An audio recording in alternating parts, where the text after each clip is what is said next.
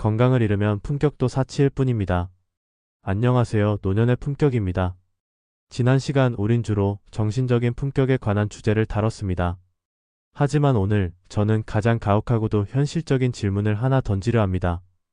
여러분, 만약 지금 당장 내 몸이 내 마음대로 움직이지 않는다면 지금까지 우리가 쌓아온 그 우아한 말씨와 깊은 철학이 과연 무슨 소용이 있을까요?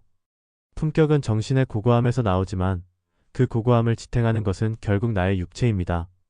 침대에 누워 천장만 바라보며 누군가가 가져다주는 물 한 컵에 의지해야 하는 상황이 온다면 우리가 평생을 바쳐 지켜온 자존감은 한순간에 무너져 내리고 맙니다. 노년의 품격은 남이 해주는 대접에서 나오는 것이 아니라 내 힘으로 화장실을 가고 내 손으로 밥을 떠먹으며 내 발로 세상을 향해 걸어 나가는 그 독립성에서 시작됩니다. 오늘은 자식에게 짐이 되지 않고 끝까지 나를 나답게 지켜낼 최후의 보루, 신체적 자립에 대해 깊이 있게 나누어 보겠습니다. 본론 1. 노년의 가장 확실한 재산은 통장이 아닌 근육이다. 우리는 젊은 시절 자식 교육시키고 집 한 칸 마련하기 위해 앞만 보고 달려왔습니다. 통장에 잔고가 쌓이면 노후 준비가 끝난 줄 알았죠. 하지만 여러분, 은퇴 후 진짜 재산은 통장이 아니라 근육에 있습니다. 의학적으로 60세가 넘어서면 우리 몸의 근육은 매년 놀라운 속도로 빠져나갑니다. 이것을 근감소증이라고 하죠. 근육이 사라진 빈자리는 단순히 살이 찌는 것으로 끝나지 않습니다. 그 자리를 만성질환과 통증이 채우기 시작합니다. 근육이 없으면 외출이 두려워집니다. 계단 오르기가 무서워지고 조금만 걸어도 숨이 차서 집 밖으로 나가는 것을 포기하게 됩니다. 그렇게 세상과 소통이 끊기는 순간 우리는 어른에서 노인으로 전락하고 맙니다. 품격 있는 노인은 세상과 연결되어 있어야 합니다. 새로운 것을 보고 사람들과 눈을 맞추며 대화해야 합니다.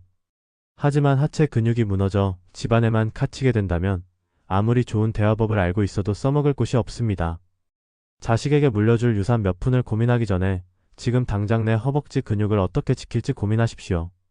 그것이 여러분의 자유를 보장하는 가장 확실한 보험이자 노년의 품격을 지켜주는 하드웨어입니다. 본론 이 바른 자세는 침묵 속에서도 빛나는 위험이다. 여러분, 길을 걷다 보면 수많은 사람을 마주칩니다. 그중 유독 시선이 가는 중년이나 노년의 어르신들이 계시죠. 비싼 명품 브랜드 옷을 입어서일까요? 아닙니다. 그분들의 공통점은 바로 꼿꼿한 자세에 있습니다. 반대로 생각해 보십시오. 아무리 비싼 수트를 입고 우아한 향수를 뿌렸어도 어깨가 잔뜩 굽어있고 고개가 땅을 향해 있으며 걸음걸이가 위태롭게 흔들린다면 어떤 느낌이 드시나요? 무의식적으로 동정심이 생깁니다. 하지만 명심하십시오. 품격은 남에게 동정을 받는 것이 아니라 남에게 존경과 경외감을 주는 힘입니다.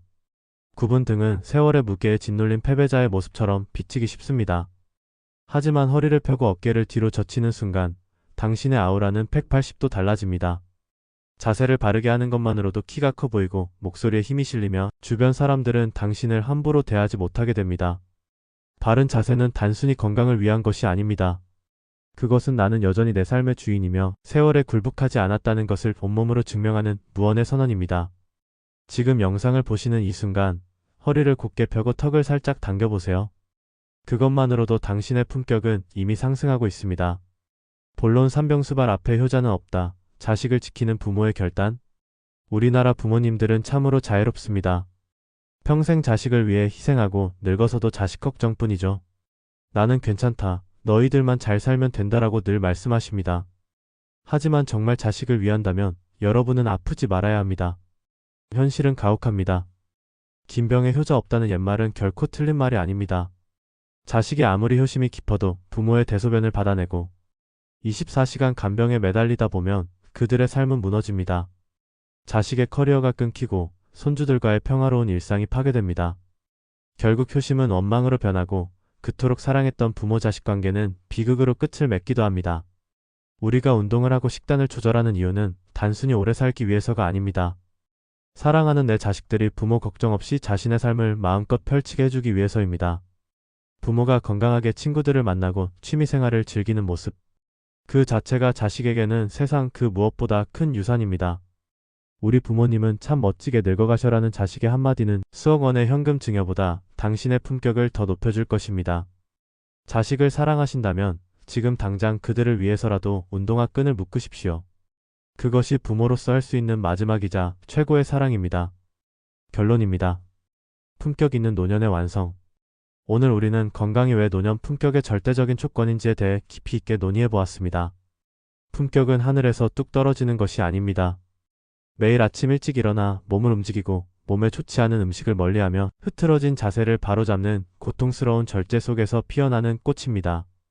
젊었을 때의 미모는 타고나는 것이지만 노년의 기품은 오로지 본인의 노력으로 만들어가는 것입니다. 내 몸을 귀하게 대접하십시오.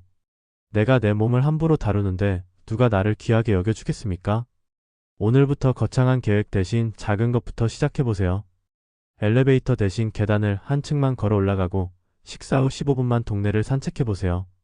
그런 사소한 습관들이 모여 10년 뒤 당신이 요양원 침대에 있을지 아니면 크루즈 여행지에 있을지를 결정할 것입니다.